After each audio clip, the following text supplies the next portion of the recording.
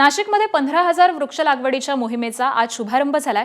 कुंभमेळा मंत्री गिरीश महाजन, पर्यावरण प्रेमी आणि साधू महंतांच्या उपस्थितीत मुखमलाबाद परिसरामध्ये हे वृक्षारोपण करण्यात आलं। एकीकडे तपोवनातील वृक्षतोडीचा मुद्दा हा चर्चेत असताना हरित नाशिकच्या संकल्पनेअंतर्गत वृक्ष लागवड ही करण्यात येते।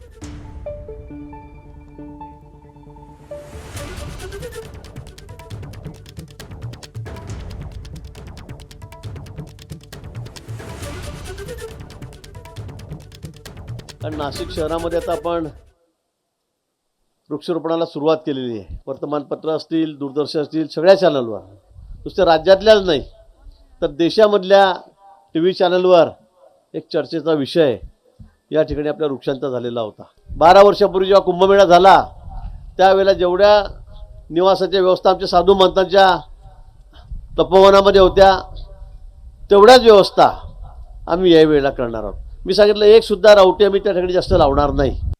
ते साधू संतांचं निवास आहे तपोवन, तेवढी व्यवस्था आम्हाला करावीच लागेल। संत त्या ठिकाणीच राहत आहेत, सगळे साधू संत महंत देशभरातून आलेले हे त्या ठिकाणी राहत आहेत आणि म्हणून त्यांची तेवढी व्यवस्था करणं हे अपरिहार्य आहे।